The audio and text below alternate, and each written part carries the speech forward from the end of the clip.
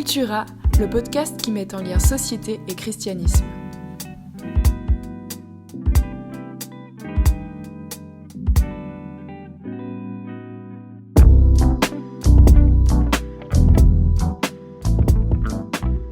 Salut à toi, auditeur, auditrice.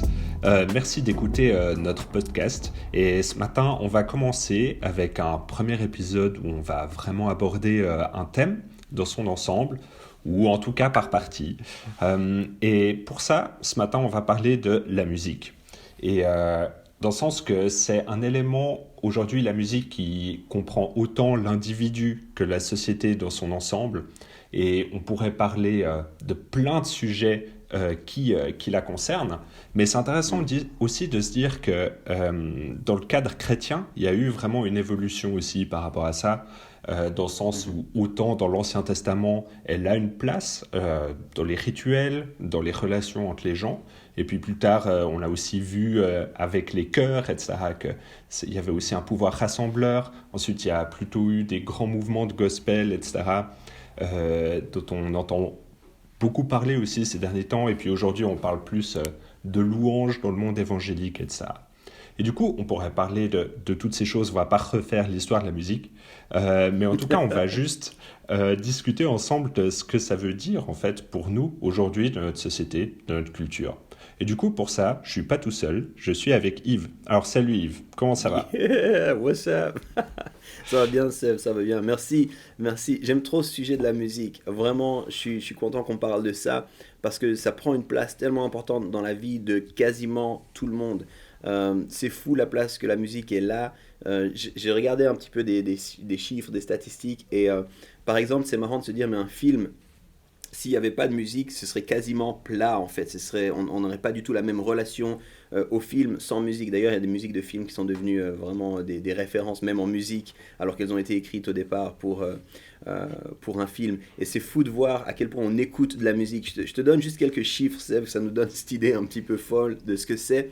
La croissance de Spotify, c'est juste un des endroits où les gens écoutent la musique. On est passé en 2020, il y a plus de 400 millions de personnes qui sont actifs sur Spotify. 345 millions de personnes qui sont actifs, dont 155 millions de personnes qui sont ceux qui ont acheté un abonnement en fait à Spotify. C'est juste de la folie, ça montre un peu l'ampleur. Et là, il y a Spotify, mais il y a Apple Music, il y a Deezer, il y a tous ces autres endroits, Tidal et compagnie. Et c'est intéressant parce que tu en parlais un peu avec l'histoire, mais aujourd'hui, la musique, elle est vraiment devenue un objet, entre guillemets, consommable. Au travers de ça, c'est quelque chose complètement qui a été bousculé par Internet. Avant, il y avait la cassette. Je sais pas si tu as eu des cassettes, oui, des cassettes tellement. Quand j'étais petit, j'avais même une petite radio colorée où on pouvait mettre des cassettes dedans. Tellement stylé. Et je me rappelle de mon premier Walkman de Sony, ok, c'était classe, d'aller à l'école avec ton Walkman de Sony. Il y a eu ensuite le CD, il y a eu ensuite des supports qui ont un peu moins bien pris, les mini-disques et autres. Et puis on est arrivé, puis en fait c'est fou de se dire, avant il fallait aller chercher, tout le monde n'avait pas accès à toute la musique, soit tu avais la cassette, soit tu l'avais pas. Mais aujourd'hui, parce que la musique elle est dématérialisée, puis qu'elle est sur Internet, tout le monde a accès à quasiment toute la musique tout le temps. Et ça a juste fait encore plus grandir notre accès à la musique. C'est incroyable. Dernier petit constat peut-être, là vraiment suisse, mais c'était intéressant, c'est dans les statistiques suisses officielles, on nous a dit avec 70% des personnes interrogées, la fréquentation des concerts en 2019 est l'une des activités culturelles les plus courantes. Donc c'est pas seulement qu'on écoute au quotidien, c'est pas seulement que c'est présent sur Internet, c'est que même en termes d'activités culturelles, ça reste quand même une des activités principales, c'est d'aller vivre un concert, écouter, on connaît ces grands festivals, on sait un petit peu tout ce que ça veut dire. Et voilà, c'est assez fou. Et puis, toujours dans les statistiques, je vais pas en sortir une autre, mais c'est intéressant de voir que c'est une statistique qui touche quasiment tout le monde. Ça veut dire que même en vieillissant, on continue. Alors on change notre accès à la musique, on change comment on écoute la musique, mais ça semble vraiment nous marquer depuis notre naissance jusqu'à quasiment notre mort. Donc Seb, merci pour ce sujet, c'est fou de pouvoir parler de la musique, puis c'est tellement important, surtout cette fameuse musique chrétienne en fait. Une grande question ça. Ouais, alors c'est vrai qu'on pourrait parler de musique chrétienne, mais en vrai, toi t'en penses quoi? Moi j'ai l'impression, genre, on parle de musique chrétienne et on entend un style. Des fois, on se plaint qu'on entend un peu toujours le même style. Mais en soi, on pourrait aussi se demander est-ce que la musique pourrait être chrétienne? Moi, j'ai pas vraiment l'impression. Enfin, tu sais, genre, tu vas pas faire de la plomberie chrétienne ou je sais pas, de l'architecture chrétienne ou comme ça. En soi, Tellement. c'est un moyen de transmettre, de communiquer. Là, je lisais dernièrement un philosophe qui parlait d'un autre. C'est Hartmut Rosa. Pour ceux qui s'intéressent au prénom, ne nommez surtout pas votre fils Hartmut, sauf si vous habitez en Allemagne. Qui parlait vraiment de notre relation avec le monde. Et il disait finalement que la musique, c'est notre relation au monde. Alors, un petit peu chaque artiste de son domaine a dit ça, genre l'architecture, c'est la relation au monde, la littérature, c'est la relation au monde, etc. Bref. Mais ça reste quand même intéressant de se dire qu'il y a vraiment une notion de relation avec quelque chose, avec un monde. Et dans ce sens-là, moi je suis là, ok, bah en fait la musique, elle peut créer une relation avec un monde chrétien, si on veut. Enfin, je sais pas, t'en penses Hmm. quoi, toi? C'est très intéressant. Je ne connaissais pas Hartmut, mais je ne sais pas comment on doit prononcer ce nom. Euh, non, c'est hyper intéressant en fait. Et je pense qu'effectivement, il y a une dimension relationnelle dans la musique. Il y a une dimension même d'accessibilité, de transmission. Ouais. À quelque part, ce qu'on croit, on le transmet par ce qu'on fait. Je sais pas si tu me suis dans ce que je dis là. Ce qu'on croit, on le transmet par ce qu'on fait. Hmm. Et du coup, effectivement, les architectes, les littéraires, ceux qui écrivent, les écrivains ou autres, vont dire c'est ma relation, c'est la relation au monde. Et dans ce sens, la musique aussi. Mais avec ce que j'ai dit avant, la musique va être beaucoup moins, entre guillemets, de niche. Ça va concerner quasiment tout le monde. Ouais. Et du coup, ça va mettre tout le monde en relation avec des façons de voir, des visions du monde. Et voilà, mais du coup, ben, je te rejoins quand même sur ce que tu disais. Pour moi, c'est une grosse invention, la notion de musique chrétienne. Ça n'existe pas. Par contre, la musique en tant que canal, c'est un peu ce que tu disais, ou en tant que Hmm. moyen d'être en relation avec, ben à ce moment-là, elle peut, et elle a été, tu t'en as parlé avant, dans l'Ancien Testament, elle a une place dans la Bible, la musique, comme étant un moyen d'être en relation avec. Donc j'aime beaucoup cette idée, et dans ce sens-là, on pourrait dire qu'il y a une musique dite chrétienne, c'est-à-dire une musique qui nous donne accès à la vision du monde chrétienne, finalement. Ouais. Ouais, mais c'est ça. Mais justement, genre, par rapport aux chrétiens et la musique, genre, est-ce que toi, t'as Hmm. grandi avec des clichés que t'as peut-être dû déconstruire un peu à travers les années ou comme ça? En tout cas, moi, j'en ai eu plusieurs et je suis là, en y repensant, je suis là, ah waouh, en fait, il y a eu Non mais, quelque chose à déconstruire quand même. non mais fois mille. Tu penses à Non, non, quoi? non, c'est clair. Ben, mais même juste cette notion que la musique n'est, n'est, est un moyen, un canal, est une expression, et puis qu'elle n'est pas chrétienne ou pas chrétienne par définition, en fait. Hmm. La musique et les notes, les sonorités ne sont pas chrétiennes. Et moi, j'ai grandi vraiment avec cette dichotomie. Il y a la musique chrétienne et la musique du monde, ou l'autre musique, on va dire ça comme ça, Hmm. et un peu avec même une peur de la musique du monde. C'était pas forcément l'intention, mais c'était vraiment cette idée que l'autre musique, justement, c'est pas qu'elle me donne accès, mais c'est qu'elle me propulse, elle m'oblige à être pas chrétien ou contre Dieu, ou c'est comme si, voilà, Dieu n'aimait pas la musique, mais il tolérait un petit peu, si tu veux, la musique quand c'était pour lui. Enfin, je caricature, encore une fois, on me l'a pas dit comme ça, Ouais. mais c'était un Ouais, petit peu ouais. avec ça que j'ai grandi. C'était un peu ce gros cliché, musique chrétienne, musique pas chrétienne.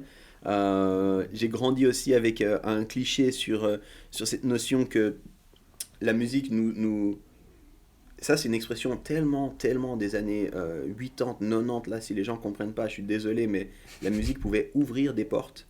Et puis qu'en fait, il y avait toujours des motivations spirituelles derrière la musique. Et puis que si j'écoutais une musique qui n'était pas chrétienne, ça me mettait en lien presque.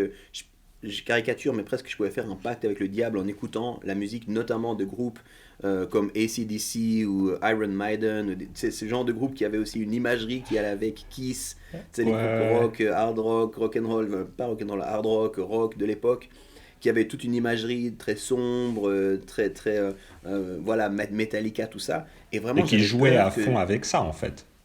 non, mais C'est- complètement. Ouais. Et moi, j'avais peur que si j'écoute cette musique, tu sais, c'est fini en fait. Je fais partie du camp, il y a les démons qui sont là. Enfin, ça, c'est le genre de clichés avec lesquels moi j'ai grandi, un peu. Ouais, ouais. Ouais, non, mais je Toi, c'est vois. quoi? Dis-moi, toi, les clichés pour toi. Là, je sens qu'on a quand même quelques années d'écart. Parce que je sens que je pense que j'ai aussi un petit peu grandi avec ces clichés. Mais c'était peut-être un peu moins fort. Euh, Quoique, il y avait quand même effectivement ce lien, genre, tu es une personne sans défense qui peut se faire influencer d'une manière où t'as rien qui peut te retenir presque. Puis en y réfléchissant, c'était un peu comme la même logique en mode, si t'écoutes du hip-hop, tu sauras danser du hip-hop. Ben non, en fait, genre, si t'écoutes du hip-hop, c'est pas ça qui va faire que tu sauras danser du hip-hop. Mais par contre, si tu kiffes le hip-hop, eh ben, tu vas sûrement vouloir plus entrer dans le monde du hip-hop et puis peut-être plus connaître certains moves et puis tu vas entrer dans une culture et puis en fait, tu vas Hmm. te rendre compte que tu as des groupes de personnes qui se rencontrent et puis qu'ils ont une complicité qui est incarnée à travers la musique aussi, puis que ça fait vraiment partie d'un monde, tu sais. Et Ouais, ouais, ouais. puis dans ce sens-là, genre, en fait, les groupes dont on parlait un peu avant, c'était un peu, un peu les plus clichés, si on veut, parce que ils jouent avec ce show de provocation, et puis je pense aussi à Alice Cooper, Ah, qui ben oui. joue à fond avec ça. Et en soi, c'est un peu une image de surface. Mais après, comme ça, je connaîtrais pas vraiment d'autres groupes qui sont dans une manière plus authentique du mauvais, je sais pas comment dire, mais un peu à vouloir creuser, broyer ces idées noires et comme ça. Mais en fait, si on n'écoute que ça, ben, je peux comprendre qu'en fait, comme avec le hip-hop, ben, tu as envie de plus connaître ce monde-là. Et tu as envie de Hmm. plus créer des relations avec ces gens-là. Et puis, dans ce sens-là, c'est effectivement, ça crée une résonance, si on veut, en écoutant de la musique, avec des mondes euh, qui sont plus ou moins fascinants. Puis je pense que ça dépend aussi un petit peu de notre mood, quoi. Dans le Mhm. sens où c'est comme un langage de l'âme. Enfin, moi j'ai aussi quand même Hmm. joué pas mal de musique un temps, maintenant beaucoup moins malheureusement. Mais j'ai joué avec plein de gens différents, quelques styles différents aussi.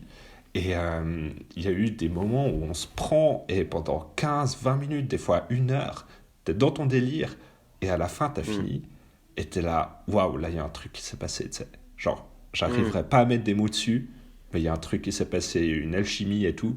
Et quand j'entends des musiciens qui disent, ouais, bah c'était presque mon âme qui a parlé, je suis là, bah mec, je Hmm. comprends trop ce que tu veux dire en fait, parce que c'est profond et, et ça transmet plein d'émotions. C'est vraiment un langage aussi, où finalement, sur la grammaire, le vocabulaire que tu utilises, l'autre personne va communiquer d'une autre manière, etc.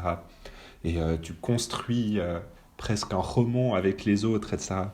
Enfin, là, je me lance de- dans une grande image de ce que pourrait être la musique, mais en gros, je trouve tellement fou de se dire que c'est dans ce sens-là effectivement une porte ouverte Hmm. en fait Hmm. avec d'autres personnes où tu construis un langage, où tu t'ouvres à une culture avec d'autres personnes en écoutant certaines musiques. Et Mais, voilà. Ouais, vas-y, vas-y. ouais, non, mais je suis tout à fait d'accord avec ce que tu dis, puis je trouve intéressant parce qu'en même temps, il y a ces clichés, puis moi j'ai dû les déconstruire, puis j'encourage chacun à les déconstruire, surtout si c'est des gens qui ont grandi dans un contexte peut-être chrétien avec ce type de discours. Ce qui est encore une fois, je veux vraiment le dire, c'est pas forcément des discours qui ont été dits directement, des Hmm. fois c'était indirectement, c'était sous-entendu, c'était voilà. Euh, mais si on a grandi avec ça, il faut le déconstruire, puis en même temps, c'est ce que tu dis, il y a quand même une relation particulière qu'on va développer avec la musique. La musique va toucher quand même quelque chose. Enfin, c'est fou les émotions. Alors là, tu parlais en tant que joueur de musique ou musicien, mais en tant que personne qui reçoit la musique, ce que ça Ouais. peut susciter, c'est vrai que ça vient toucher des choses vraiment particulières. Un peu les domaines de l'art font ça. Ouais. Pour rebondir, tu disais avant, il n'y a pas un plombier chrétien, c'est vrai, mais le plombier, quand il vient travailler chez toi, t'as pas une relation spécifique avec la plomberie, tu es juste content que ça fuit pas en fait. Mhm. Mais quand tu te poses puis que tu écoutes de la musique, ça vient susciter quelque chose en toi. Puis je crois que c'est important de le réaliser en fait. Et puis comme on le disait, finalement chaque musicien va nous donner accès à son monde, je mets ici des guillemets, à son univers, à ses croyances. Et puis du coup, ben, au travers de sa musique, on va avoir un accès. Et du coup, c'est important de réfléchir à la relation qu'on a avec la musique. Ça, je crois que c'est vraiment, vraiment important. De ouf. Quel type de musique on écoute, pourquoi on Mhm. écoute ce genre de musique, qu'est-ce que ça veut dire. Je pense qu'on ne doit pas du tout se voir comme des êtres, je crois que c'est toi qui disais ça avant, un peu, qui n'ont aucune capacité, puis ils vont être propulsés malgré eux, contre leurs désirs, dans des directions. Ok, sortons de ça. Puis en même temps, réalisons qu'il y a quelque chose qui se passe. Puis moi, dans mon parcours, ben, c'est vrai que je me suis rendu compte qu'il y a certaines musiques qui me mettaient dans certains moods. Ouais. Et puis que j'allais des fois chercher à cultiver ces moods-là.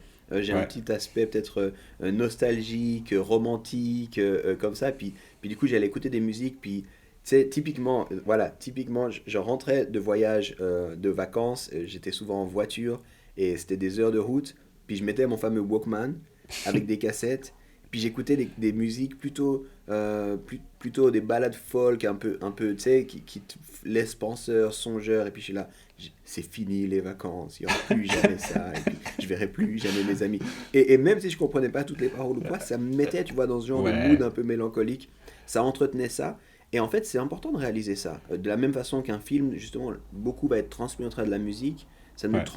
transmet dans ce genre de mood. Et il faut le savoir. Je crois qu'il faut le savoir. Je crois qu'il faut le réaliser. Puis réfléchir justement quel est l'impact que la musique a sur nous pour qu'on soit conscient. En tant que chrétien, je crois que j'ai beaucoup de peine quand les gens disent moi j'écoute de la musique chrétienne. Parce que, comme on l'a dit, c'est quoi de la musique chrétienne en fait? Ouais. Qu'est-ce que ça veut dire?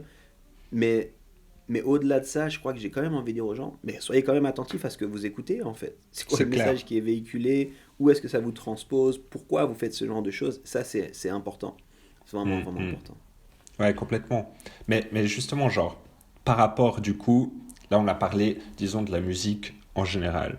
Mais là, Yep. dernièrement, j'écoutais une interview de John Mark Macmillan. Je sais pas si vous Hmm. connaissez, c'est un artiste, du coup, un artiste chrétien qui fait de la louange, entre autres. C'est, pour les connaisseurs, il a fait Le Roi de mon cœur, King of My Heart, Hmm. qu'il a composé. Il a fait d'autres morceaux, quelques autres morceaux assez connus. Et en fait, il a aussi fait plein d'autres morceaux très peu connus. Mhm. Ou alors, ceux qui l'écoutent souvent, peut-être ils le connaissent. En tout cas, moi, j'en fais partie. Je l'écoute assez souvent. C'est vraiment un de mes artistes préférés. Et il disait qu'en fait, lui, il est sorti un peu de cette culture de la louange en mode on va changer le monde, on est puissant, etc.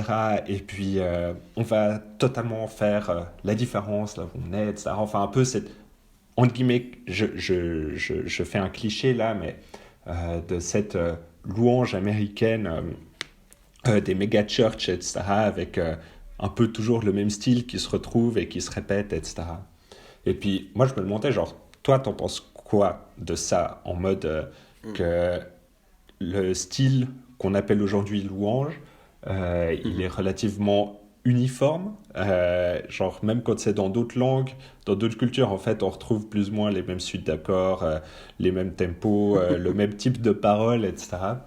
Et puis en tout cas, moi je sais qu'en tant que musicien, quand je faisais écouter peut-être à mes potes euh, qui viennent pas de cette culture-là, ils se disaient ah ben mec, ça c'est cool, mais en fait c'est un peu tout le temps la même chose. T'as pas d'autres trucs à me faire écouter, tu sais.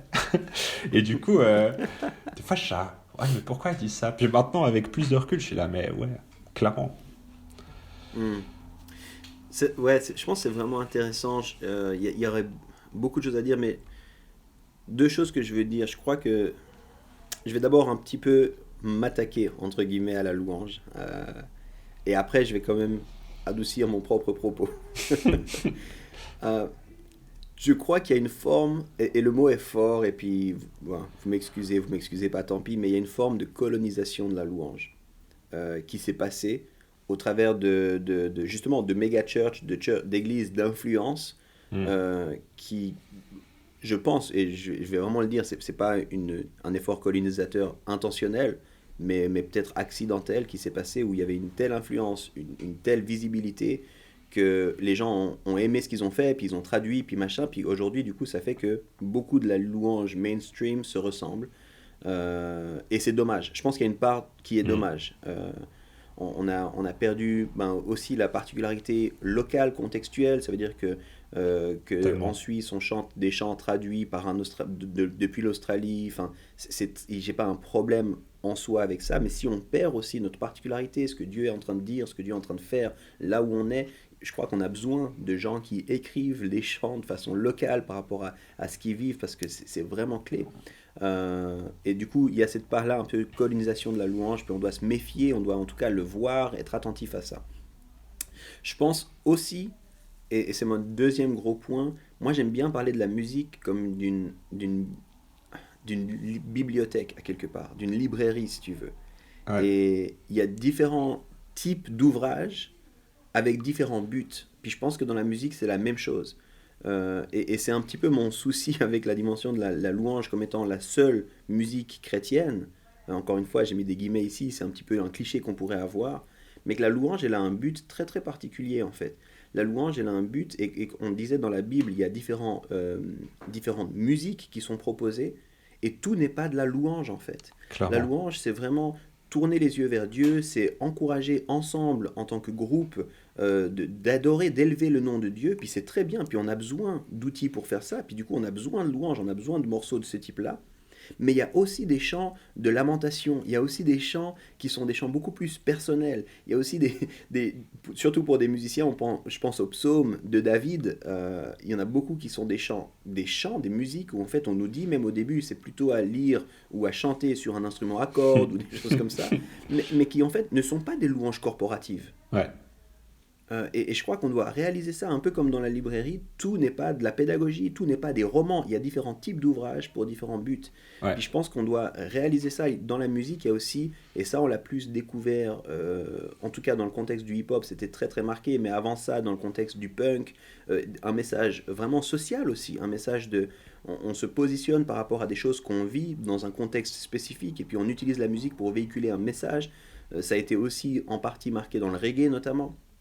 Donc c'est des choses qu'on va voir où les gens utilisent la musique pour un message social, pour déclarer quelque Mm. chose. Puis je pense que ça a aussi tout à fait sa place en fait. Et du coup, pour moi, c'est important par rapport à la louange, de réaliser ça. C'est bon la louange, il faut faire attention à la colonisation. C'est un type, mais il n'y a pas que ce type-là. Et tu parlais de John Mark avant, et il a été l'auteur d'un chant qui a été à controverse justement. Le chant How He Loves Us. Mm. Euh, oh combien il nous aime, il a été traduit non officiellement en français. Mhm. Mais dans ce chant, en fait, il y a un moment donné où en anglais, il dit en gros que l'amour de Dieu est comme un sloppy wet kiss. Donc en français, c'est un bisou maladroit Ok. et humide.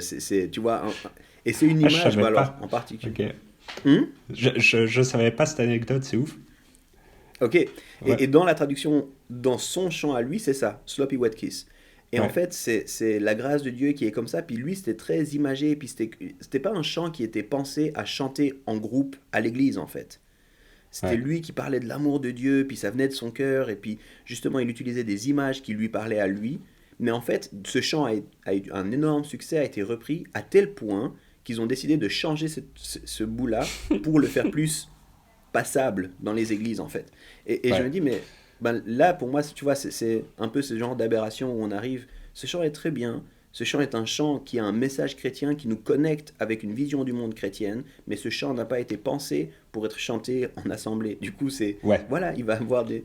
Et je crois qu'on doit avoir un peu plus de largesse à ce niveau-là. Puis moi, je me réjouis en tout cas d'artistes comme John Mark. Et puis je crois qu'il en arrive de plus en plus dans le monde francophone.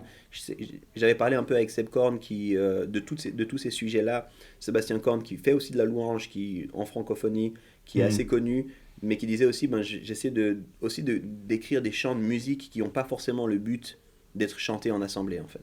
Ouais. Ouais, c'est hyper bien. Mais là, justement, ces derniers temps, je réécoutais genre des anciens albums de gospel et notamment The Edwin Hawkins Orchestra. Donc c'est eux qui ont composé le fameux chant Happy Day, qui a aussi une histoire assez folle derrière. Puis là encore ces dernières semaines, Mary-Lou Williams, qui était une des plus grandes pianistes de jazz aux États-Unis. Enfin déjà à 10 ans, elle était pianiste professionnelle. Wow. Chacun son niveau, hein. Et du coup, une femme qui venait d'un contexte aussi esclavagiste, et à cette époque-là, il n'y en avait pas beaucoup qui faisaient de la musique, vraiment pas beaucoup. Et du coup, elle a aussi un vécu incroyable par rapport à ça. Puis, vers 40 ans environ, elle s'est convertie au christianisme. Et elle a aussi composé plusieurs chants qui étaient en lien du coup avec sa foi, mais aussi avec le monde de manière générale. Et là, j'écoutais un de ses albums, mais c'était incroyable la variété de sujets qui étaient abordés. Il y avait même un chant qui s'appelle The Devil, et t'es là, wow, attends, elle est chrétienne, elle va parler de Satan.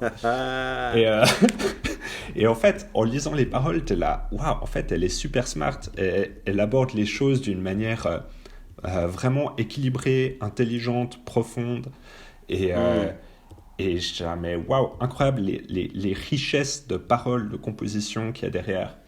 Et du coup, comme tu dis, genre, on a eu tendance un peu à vouloir uniformiser pour que ça fitte ensemble dans une communauté à un certain moment du culte, et que ça soit assez lent et facile à chanter pour tout le monde. Et ça, je pense, c'est vraiment une force pour le coup du style louange qu'on a aujourd'hui, c'est que c'est relativement simple à chanter, c'est très rassembleur.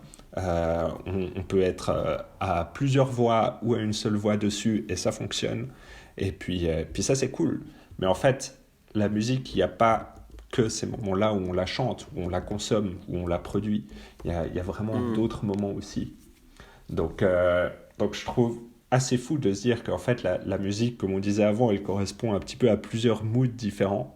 Et dans ce sens-là, nous, en tant que chrétiens, chrétiennes ou pas, peut-être ouverts à d'autres spiritualités aussi, on a aussi plusieurs moods différents, en fait.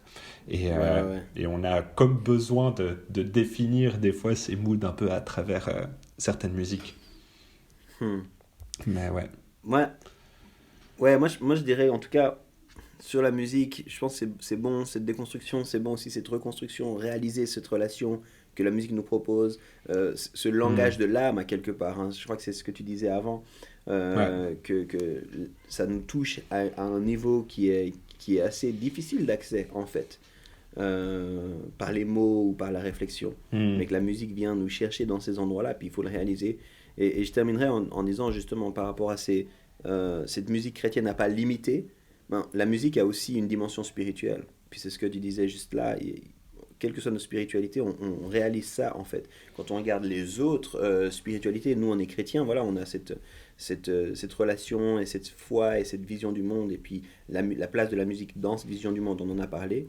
Mais en fait, la plupart des autres grandes religions ont toujours aussi une musique ou un type de musique qui va accompagner, notamment aussi dans les chants, et on sait que ça vient nous chercher, ça vient nous permettre de vivre des choses différentes. Donc je pense que c'est aussi quelque chose, je dirais, restons attentifs à ça en fait.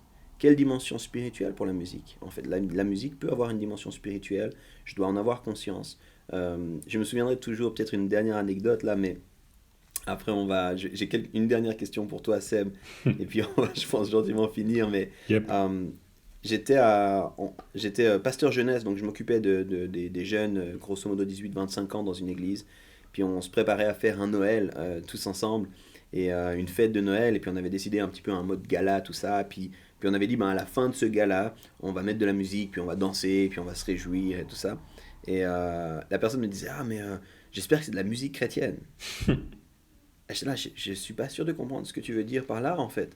Il y a de la musique festive qui est très très bien. Et on va mettre de la musique festive, on est attentif à ce qu'on met, mais ce ne sera pas que de la louange, en fait. Et on peut célébrer dans la louange. Je crois qu'il y a de la place pour ça, il y a des chants qui le permettent, il y a des possibilités de le faire. Mais je crois que c'est aussi OK. Puis la personne était vraiment surprise. C'était un jeune qui avait grandi, alors, pour le coup, encore après toi, une autre génération encore après toi. mais qui me disait en gros un peu ce message, mais si on doit se réjouir, ça doit être sur de la louange. Puis j'étais là, mais pas du tout. Puis on a commencé une conversation et je lui disais, écoute, je veux pas te projeter dans dans des choses, dans des réalités, dans des pensées, mais je suis un homme qui est marié, puis j'aime vivre des soirées romantiques avec ma femme, et je t'assure que c'est pas Saint, Saint, Saint est le Seigneur des armées que je mets quand je passe une soirée romantique avec ma femme, en fait. Il y a des musiques qui sont plus Ouais. appropriées à une soirée romantique que celle-ci. Et là, on va se réjouir, on va célébrer. Il y aura sans doute des morceaux qui vont avoir une connotation type louange, mais il y en aura aussi qui seront juste des musiques festives, en fait, et puis qui seront OK, qui seront entre guillemets propres. On est attentif au message, mais qui seront. Et en fait, moi, j'ai vraiment envie d'encourager les gens à ça, en fait, réfléchir à leur relation à la musique, réfléchir à quelle dimension, réaliser, oui, il y a une dimension spirituelle, mais s'il vous plaît, là, je m'adresse en particulier aux chrétiens, arrêtons, arrêtons avec cette vision limitée, limitante, contraignante, et puis redécouvrons la beauté de la musique qui nous entoure tellement. Mm. Tellement. Seb, on a parlé de musique, tu as cité John Mark. Moi, je terminerai en demandant, est-ce que toi, tu as quelques artistes, groupes, tu n'as pas parlé que de John Mark, tu as aussi parlé un petit peu là tout ce qui était gospel plutôt. Euh, Est-ce que, je sais pas, tu pourrais nous citer trois groupes, si je devais dire cinq groupes, cinq personnes, ça vaut la peine d'écouter. Ouais, ouais, purée. Il y en a tellement. Mais du coup, en tout cas 5. Moi, je dirais bah, clairement John Mark Macmillan, il faut aller écouter. Hmm, Il y a plusieurs moods différents qui apparaissent aussi dans l'ambiance de ces musiques, etc. Un mhm. autre qui, pour moi, est quasiment inépuisable, c'est Josh Garrels, Oh, qui, très bon. ouais, tu connais aussi, ouais, qui a une carrière, ça doit faire 25 ans, je crois, qui sort des albums, et il en a vraiment beaucoup, et qui correspondent aussi à des... Enfin, il y a une grande variété de styles dans ce qu'il fait.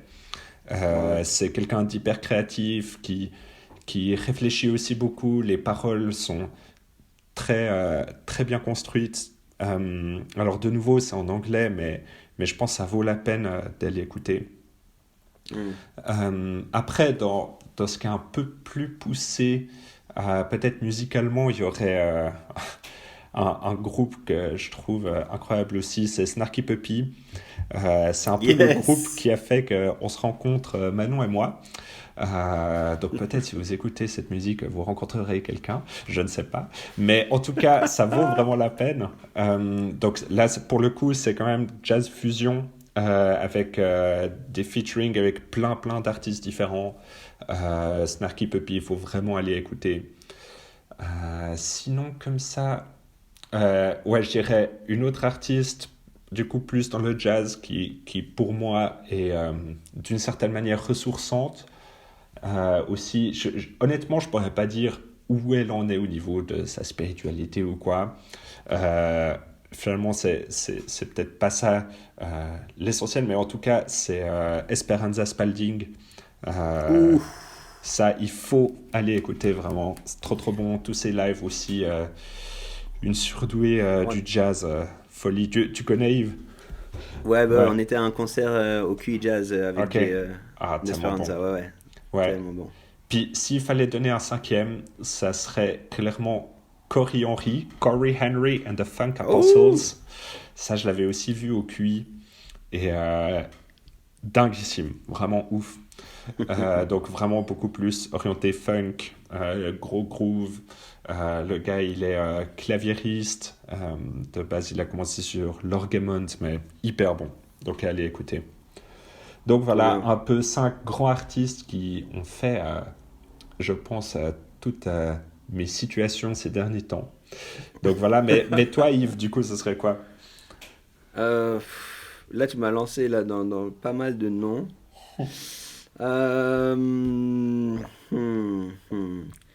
Bon, je ne l'ai pas dit, hein, mais ce qu'il faut savoir, j'ai été DJ pendant plus de 10 ans. Oh Donc, yeah! il y a, il y a aussi un peu une relation là depuis des années avec la musique, en particulier ben, dans tout ce qui est aussi rap, tout ce qui est la culture hip-hop, black music. Mais pour le coup, je vais peut-être dire, ben, on parlait d'artistes chrétiens, tu as parlé de John Mark, j'aime beaucoup, tu as parlé aussi de Josh. Moi, je parlais de Brilliance. C'est un groupe, peut-être les gens ont plus connu, plus entendu parler de Gungor. Et en fait, c'est le frère de Michael Gungor qui a The Brilliance. C'est un groupe que je trouve très, très intéressant aussi. Notamment des chansons comme Brothers, qui sont des chansons engagées socialement. Et puis musicalement, j'aime bien leur recherche, en fait. J'aime bien les sonorités, ce qu'ils vont proposer. Si on parle aussi de messages, alors là, vraiment purement chrétien, mais je trouve il y a quelque chose dans l'époque dans laquelle il s'est imposé, avec le style avec lequel il s'est imposé, c'est un peu vieillot maintenant, mais Keith Green, presque ça vaut vraiment aussi la peine d'aller regarder certaines vidéos sur YouTube, parce que c'était vraiment, vraiment dans une période, les grosses vagues des années 60, des années 70, un petit peu ce côté un peu hippie qui arrivait avec toute cette musique aussi, les festivals Woodstock et compagnie, puis lui qui est venu avec un message chrétien, mais tellement clair, tellement précis, tellement il avait tellement envie en fait de crier des vérités dans un monde qui voyait un petit peu partir au niveau des valeurs. Et j'aime trop cette franchise, cette honnêteté, cette façon de dire les choses, de vivre les choses. J'encouragerais trop à aller découvrir ça. C'est pas facile, hein. Après, au niveau plus vibé et puis juste avoir du fun, K-Tranada, je sais pas si tu connais. Ouais, je l'avais vu au Montreux par hasard. En termes de vibe, ça c'est un peu quelqu'un qui me vend du rêve, que j'aime beaucoup. Après, écoute, il y a un couple que je trouve assez intéressant, notamment juste là ce qu'ils ont fait. J'en donne deux pour finir, mais il y aurait tellement de noms. Johnny Swim, je sais pas si tu connais le groupe. Non. Un peu plus classique, un peu pop-folk classique, mais c'est un couple là qui font de la musique ensemble. Et en fait, surtout, ils ont fait un projet pendant le Covid, pendant le confinement, que j'ai beaucoup aimé, qui s'appelle Songs with Strangers, les chansons avec les étrangers. Okay. En fait, ils ont utilisé leur Instagram pour dire aux gens, racontez-nous des histoires, puis on va écrire une chanson sur votre histoire incroyable. avec vous, en fait. Tellement Et puis bien. c'était un peu en live Instagram, et puis c'est vraiment des chouettes musiciens, et j'ai beaucoup aimé cette idée, en fait, de connecter avec leurs gens dans cette période où tout le monde était en lockdown, et puis de faire, et puis du coup leur EP, Songs with Strangers, je l'ai trouvé très très fun et intéressant. Et ces derniers temps, j'ai aussi beaucoup kiffé en gospel. Alors c'est un peu un classique, mais Kirk Franklin, qui est voilà, gros classique, mais il a fait, et moi ça m'a vendu du rêve, tout début de cette année, encore en lockdown aux États-Unis, il a fait un de ses Tiny Desk Concerts que tu connais aussi, donc sur YouTube. Et le Tiny Desk Concert de Kirk, il m'a fait rire. Ces 15 minutes là, c'est une vingtaine de minutes sur YouTube. J'étais de bonne humeur, très très groovy, très très funky, et non, c'était fun, c'était vraiment fun. Donc voilà, quelques idées comme ça, mais il y aura encore tellement, purée. J'ai même pas touché au rap là. Mais en tout cas, si toi, auditeur, auditrice, tu connais pas grand chose, en tout cas, on t'a donné 10 morceaux, 10 artistes en fait, avec des styles assez différents. Je pense qu'ils valent tous la peine d'être explorés, écoutés, etc. Et en tout cas, on espère aussi que tu as bien apprécié ce moment de discussion. On va venir bientôt avec un nouveau sujet, avec nouvelles réflexions, et on va continuer aussi à improviser sur toutes ces questions-là. Tu aurais peut-être un mot pour finir cette discussion, Yves?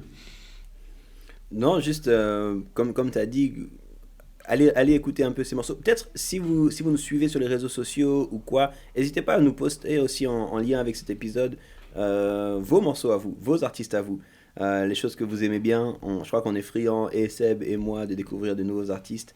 Mettez pas juste le nom là comme nous on l'a fait, mettez juste quelques commentaires de pourquoi c'est intéressant, de comment. Et nous, ça nous fera plaisir aussi de découvrir vos artistes à vous. C'est tout pour moi. À fond. Ok, merci beaucoup. Faites ça. Et puis à tout bientôt. Ciao. Ciao.